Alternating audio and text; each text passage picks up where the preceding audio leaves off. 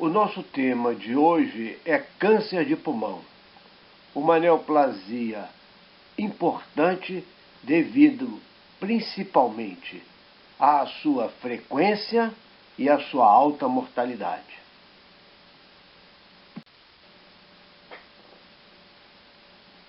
Para entender um pouco o quanto o câncer de pulmão é traiçoeiro, vejamos essa figura. Em 2010, existia um pequeno nódulo pulmonar para-hilar direito. Na tomografia logo abaixo, não havia nada em especial na parte óssea. Era um pequeno nódulo. Foi solicitado ao paciente que retornasse a consultas de acompanhamento. No entanto, esse follow foi perdido. O que aconteceu? Este paciente desenvolveu um aumento daquele nódulo, mas na tomografia que procura revelar a parte óssea, nota-se uma lesão lítica no corpo vertebral. Quando se faz a imagem por tomografia por emissão de pósitron, verificamos que o FDG foi captado principalmente ao nível da vértebra e também do nódulo. Portanto, em 4 anos, o paciente que estava totalmente assintomático e que tinha tido a oportunidade de fazer um acompanhamento precoce para uma indicação cirúrgica a contento, ele passa 5 anos depois a uma condição de inoperabilidade com uma doença metastática. Essa é uma situação que acontece no câncer de pulmão. O paciente, muitas vezes, quando apresenta-se sintomático, está com uma doença avançada. Quando analisamos a epidemiologia do câncer de pulmão, verificamos que o fumo aumenta 5 a 10 vezes o risco desse câncer. Alguns trabalhos citam 13 vezes. A fumaça de cigarro ambiental também aumenta 20% a chance de contrair esse câncer de pulmão. Por conseguinte, mesmo pessoas que não fumam, mas que respiram um ar impregnado da fumaça, podem também desenvolver o câncer de pulmão. Chama-se a atenção também que o uso da maconha e do cigarro eletrônico, que alguns advogam que não tem problema, ou que reduz os problemas, também está ligado ao câncer de pulmão.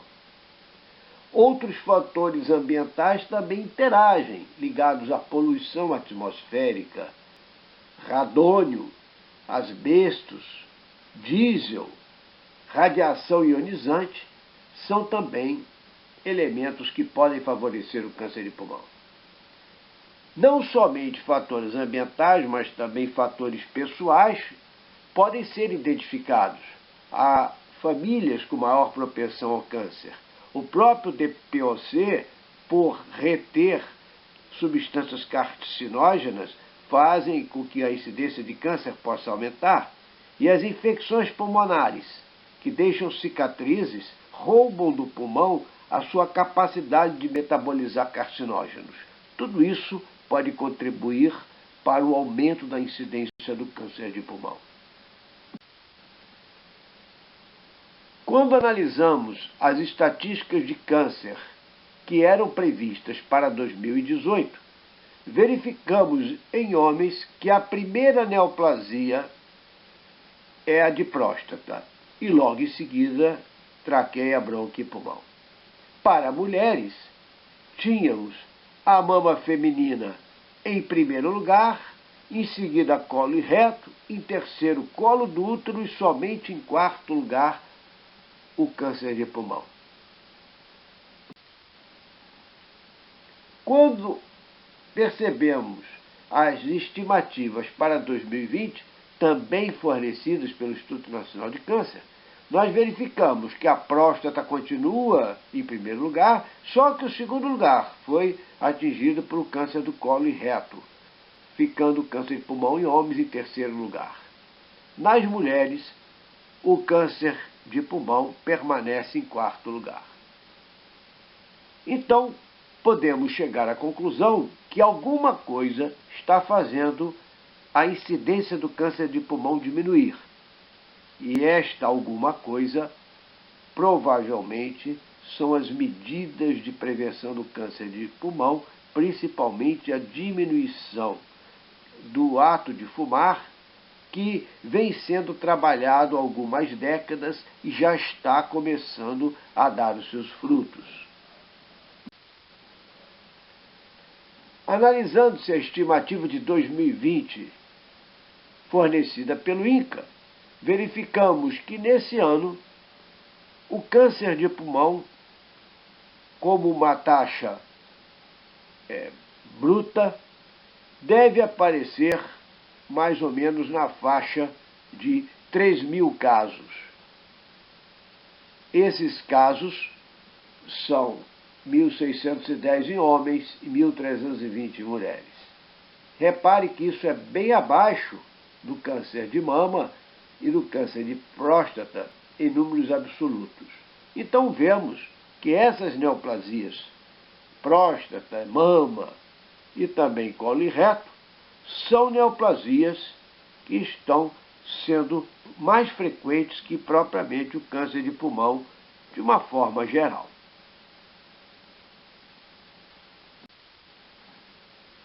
Quando analisamos as mortes, a situação começa a mudar um pouco. Primeiro, em relação ao câncer em geral. O câncer em geral tem aumentado progressivamente o número de mortes. E a doença cardíaca tem sofrido um declínio pelo melhor tratamento clínico, procedimentos que são feitos, melhor conhecimento da doença, melhor aderência a medidas de saúde, fazem com que a doença cardíaca diminua. Mas o câncer como um todo vem aumentando. Quando analisamos mais de perto a questão da mortalidade, verificamos que a mortalidade por doença cardíaca, em azul escuro em 2015, está maior do que em 2016. Da mesma forma, o câncer.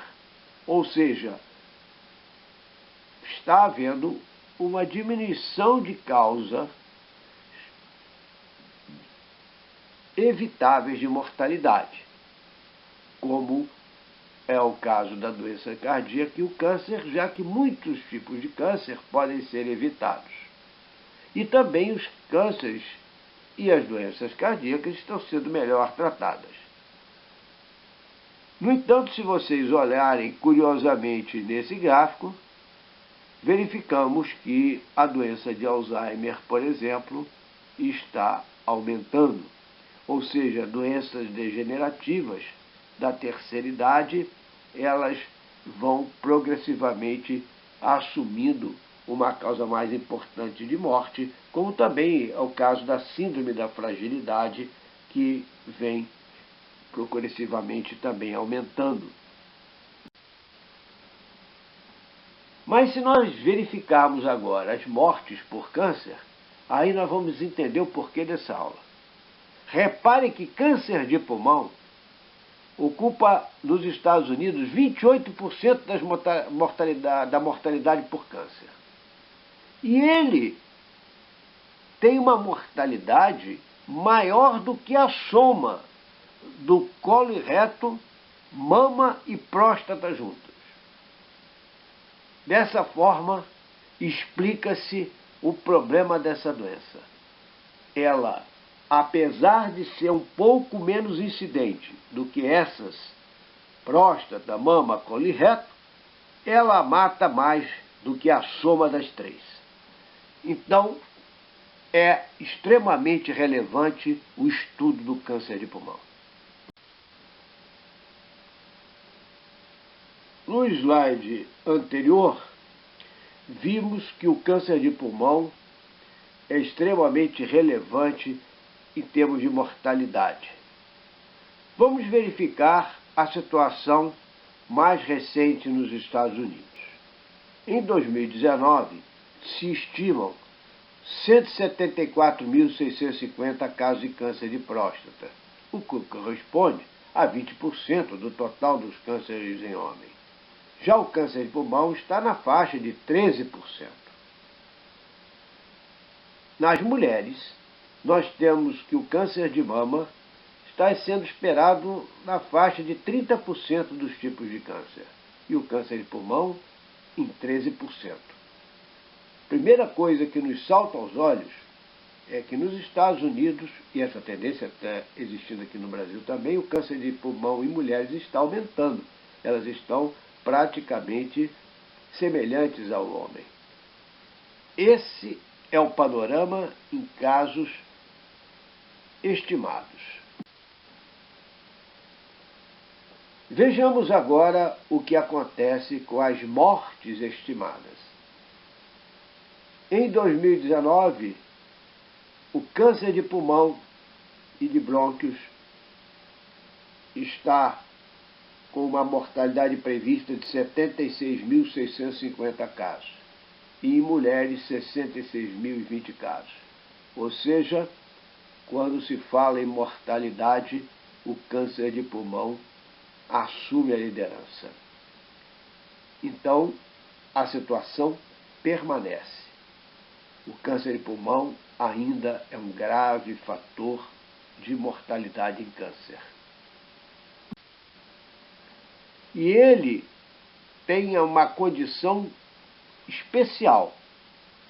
Ele pode ser evitado, pode ter sua mortalidade diminuída desde o momento que haja o controle do tabagismo. Então, nós devemos sempre prestar atenção na prevenção como sendo o elemento mais importante para o controle do câncer de pulmão. Mas o câncer de pulmão será uma doença homogênea? Não, ele é diferente. Existe o câncer de pulmão em não fumantes e o câncer de pulmão em fumantes. Os não fumantes muitas vezes são fumantes passivos, é bem verdade, mas tem uma carga tabágica muito menor. Mas quando olhamos para o perfil molecular desse tipo de câncer, em não fumantes, vemos, por exemplo, que a expressão do gene do EGFR mutado é de 49,8% em não fumantes e nos fumantes 22%. Ou seja, nós verificamos que as doenças podem ser um pouco diferentes. Então, o câncer de pulmão, embora seja histologicamente, por exemplo, um adenocarcinoma, ele pode ter um conteúdo molecular diferente de quem não fuma para quem fuma.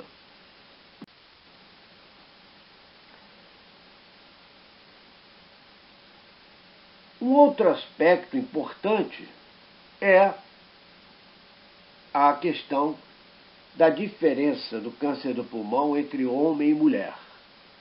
Reparem que, para cada faixa etária, a sobrevivência em 5 anos está lançada em azul para os homens e em verde para mulheres.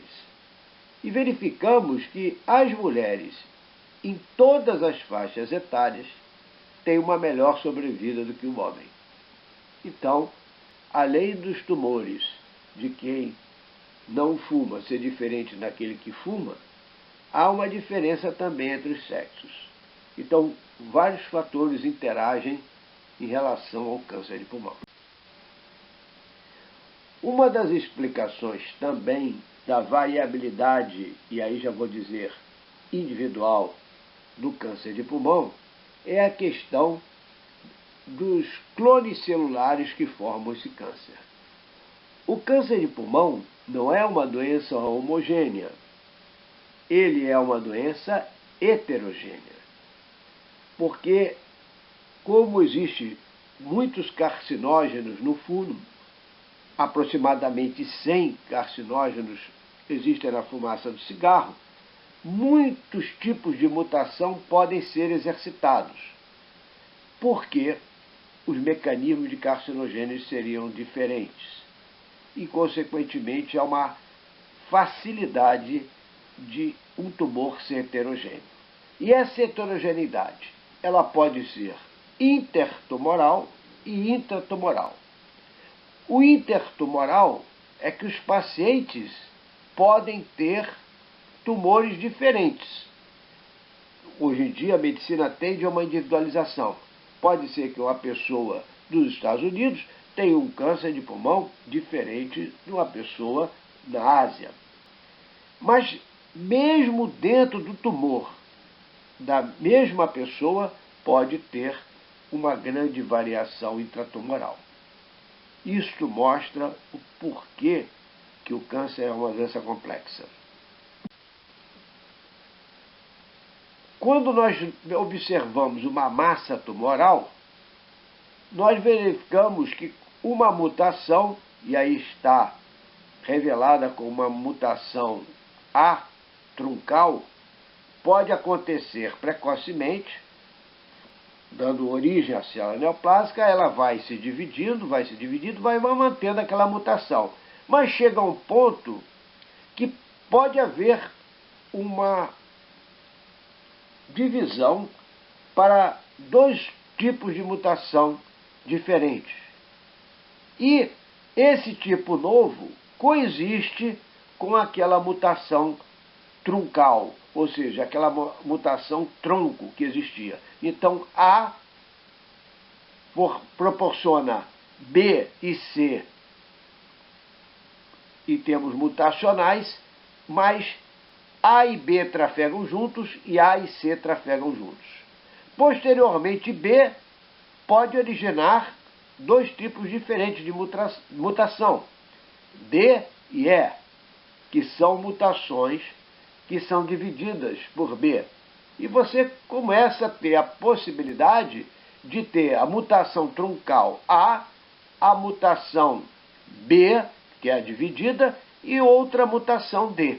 Então você pode ter tumores com essa constituição. E você pode ter uma outra ramificação. A mutação C poderá dar origem a uma mutação F de uma forma sequencial e não bifurcada. E aí você pode ter a mutação A compartilhada com a C e compartilhada também com a F. Essas mutações, além da mutação inicial, são mutações mais tardias e, consequentemente, influenciam também no tratamento. Por isso que quando você atua com um determinado tipo de droga para tratar aquele tumor, esse tratamento muitas vezes não é bem sucedido, porque apesar de você matar um clone celular inicial, outros clones conseguem proliferar.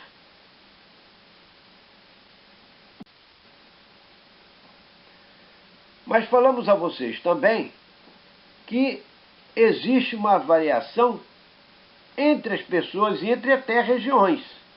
Por exemplo, na Ásia é muito frequente que os adenocarcinomas contenham uma mutação do EGFR em 40% a 55%, como está aí na figura à esquerda. Já nos Estados Unidos e Europa, essa mutação do EGFR, que pode ser uma oportunidade de oferecer ao paciente um tipo de tratamento específico, que nós vamos ver depois, está na faixa de 5% a 15%. Então nós notamos que pode haver diferenças entre as mutações em função das diferentes regiões.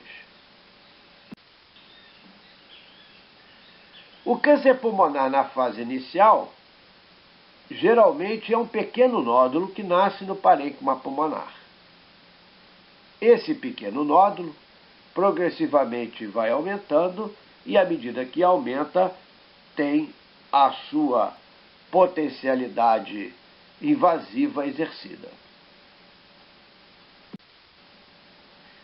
O nódulo pulmonar, portanto, representa uma possibilidade diagnóstica precoce do câncer de pulmão. Isso nós já vimos na aula de nódulo pulmonar. Apenas recordamos da importância disso. O nódulo pulmonar é uma lesão menor do que 3 centímetros, revelada por qualquer método de imagem, predominantemente sólida, sem estar acompanhada de lesões sugestivas de metástases ou invasão de estruturas vizinhas. No caso aí, temos um nódulo pulmonar bem distante do parênquima pulmonar. Os nódulos pulmonares solitários podem ser granulomas, em cerca de 40% dos casos, de uma forma global, carcinomas primários, também mesmo percentual, metástases, amartomas e outros. Nós verificamos que essas proporções podem variar. Se você estiver num ambiente com alta prevalência de tuberculose, o número de granulomas possivelmente vai ser bem mais alto. Então, isso tudo vai variar em função da epidemiologia do lugar. O nódulo pulmonar, em princípio, tem um dinamismo. Ele pode aumentar ou diminuir. Muitas vezes permanece estável, com aumentos muito lentos, quase imperceptíveis, que você só vai observar ao longo do tempo. Mas aqui nós temos o exemplo da involução. Esse paciente tinha um quadro febril, tinha um nódulo pulmonar, e esse nódulo, em menos de 30 dias, evoluiu. Seguramente era um nódulo inflamatório. Para verificar esta evolução, tanto positiva quanto negativa, pode-se lançar mão do tempo de dobra. Se você medir o volume do nódulo no momento inicial, o volume do nódulo no momento subsequente, e souber o tempo entre os dois, você pode aplicar uma fórmula exponencial e fazer o cálculo do tempo de dobra. Esse tempo de dobra vai ser proporcional à agressividade biológica da lesão, ou também, no caso de diminuição, vai mostrar uma caracterização de um processo inflamatório.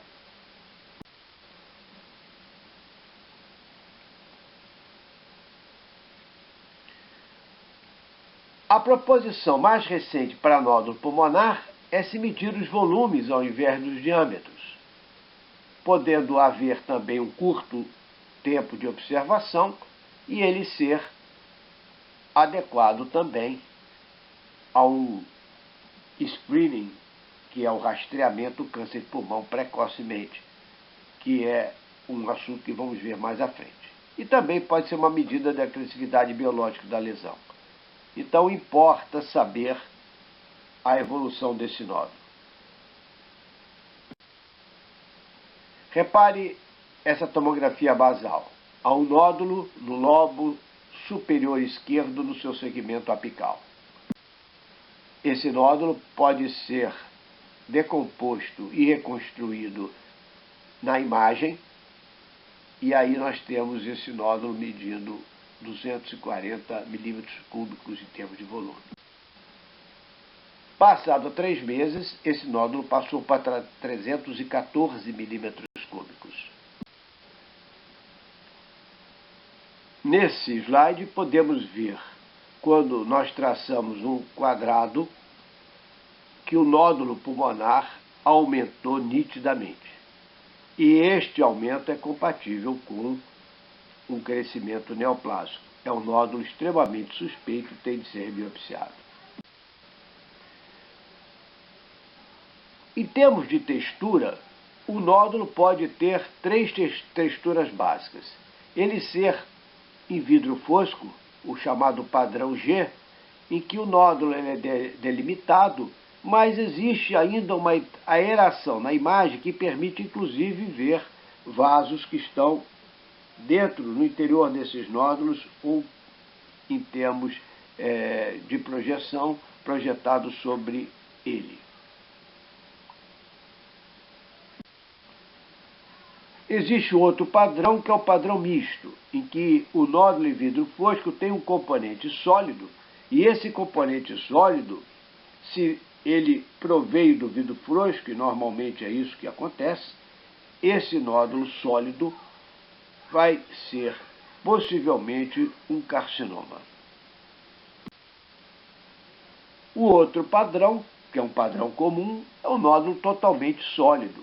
E aí nós vemos um nódulo todo especulado, próximo à periferia do pulmão, com uma bolha enfisematosa também ao lado, que é um nódulo com padrão sólido, padrão S, altamente sugestivo de neoplasia. Essa questão do nódulo pulmonar, ela é muito bem abordada no trabalho que teve um impacto muito grande da medicina no New England Journal of Medicine. Foi em 2011, este trabalho que mostrou que havia uma redução de mortalidade usando a tomografia computadorizada de baixa dose em relação à radiografia de tórax no câncer de pulmão.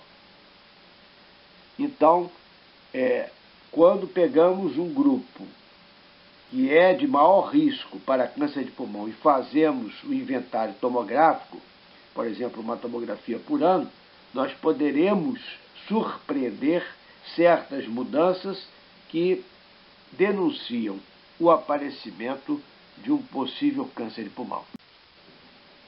Isso passou a ficar muito claro nesse gráfico, por exemplo, quando nós, com uma coorte bem grande de 53 mil participantes, verificamos que a tomografia de baixa dose revelava muito mais casos de câncer de pulmão do que a radiografia de tórax, que está aí numa linha vermelha.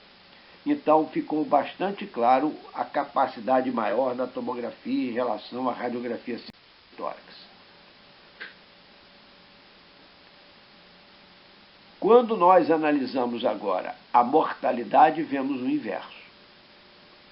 Verificamos que a radiografia de tórax esteve associada a uma mortalidade maior do que a tomografia. Porque quando você fazia a tomografia, você resgatava um paciente em estágio mais precoce, operava esse paciente e esse doente ficava bem. Ao passo que aqueles que eram acompanhados por radiografia de tórax tinham esse diagnóstico um pouco mais tardio e isso trouxe repercussão à mortalidade. Embora, então, houvesse essa comprovação, houve um momento de discussão em relação à propriedade do screening, mas hoje em dia está recomendado como uma boa prática ao paciente de risco, tabagista, principalmente acima dos 45 anos, na faixa de 20 e mais anos, fazer uma tomografia computadorizada de baixa dose, para irradiar pouco, em busca de um possível câncer de pulmão precoce. Essa acuidade da tomografia de medir volume de nódulo, nós fizemos, para avaliar isto, nós fizemos um trabalho, e esse trabalho mostrou uma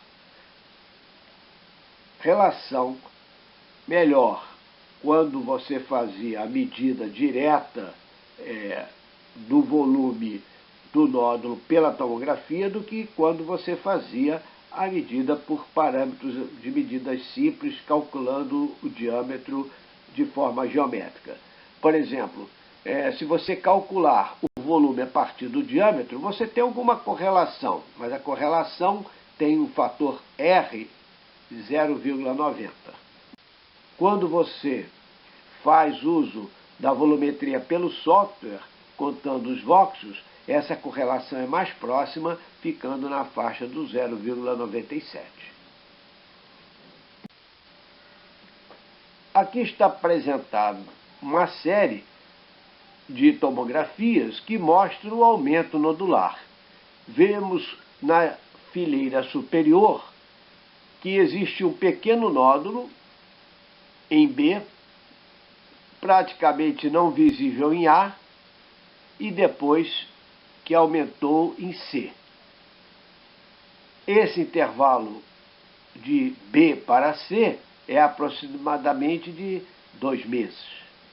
Então, esse aumento pode ser calculado em termos de tempo de dobra e nós chegamos a um tempo de dobra na faixa de 47 dias, que é um tempo de dobra bastante curto, denotando uma agressividade da lesão.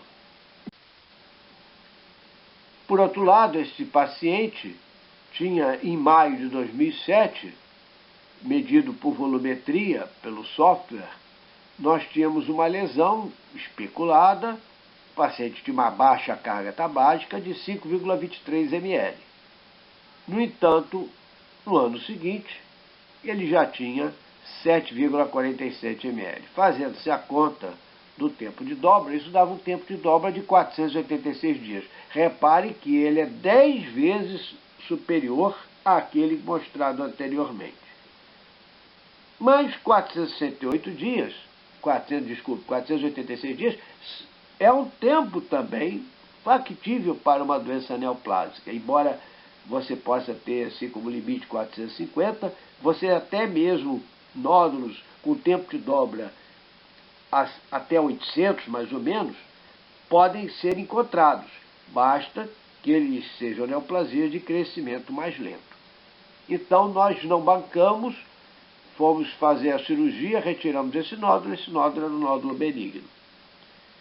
Cerca de 11% dos nódulos benignos tem esse aspecto especulado. E essa especulação que está aí dissecada, geralmente corre por 3 motivos quando se trata de um nódulo neoplásico. Do tumor propriamente dito, de uma faixa atelectásica ou de uma fibrose perinodular.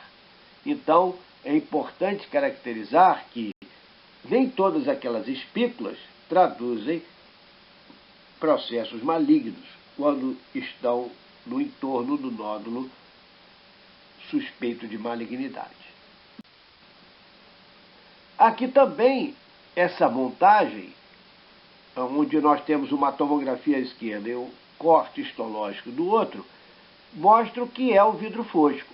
Repare que aquele nódulo em vidro fosco, quando é dissecado aqui de uma forma histológica, nós notamos que esse nódulo é constituído por um tecido ainda aerado.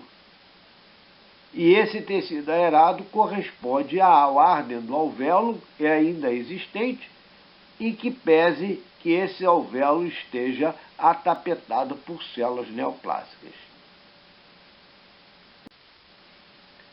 Aqui nós temos um exemplo macroscópico de um adenocarcinoma padrão acinar e um padrão lepídico, que é esse padrão que cresce através do alvéolo.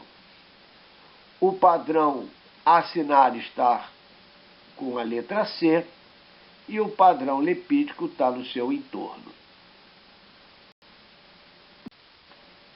Nesta figura, verificamos que o nódulo pulmonar pode ter 2 tipos diferentes de tumor no mesmo nódulo. Reparem que este adenocarcinoma tem uma porção lobulada que corresponde a um adenocarcinoma acinar, moderadamente diferenciado e escavado, com mínima reação tissular. Ele coexiste com uma outra porção do nódulo, que é especulado, que já é um adenocarcinoma pobremente diferenciado, com proeminente reação linfocítica e fibroblástica. Ou seja, 2 padrões de comportamento dentro do mesmo nódulo. Isso vai mostrar que havia possivelmente clones celulares diferentes que estão interagindo. Então, esse nódulo, ao ser tratado, ele pode necessitar de drogas que atuem em mecanismos diferentes. Bom, nesse momento vamos fazer uma pausa nessas explicações em relação ao câncer de pulmão e passarmos a ver os aspectos clínicos da doença principalmente em termos do seu diagnóstico clínico e os exames exploratórios que vamos fazer para confirmar esta hipótese.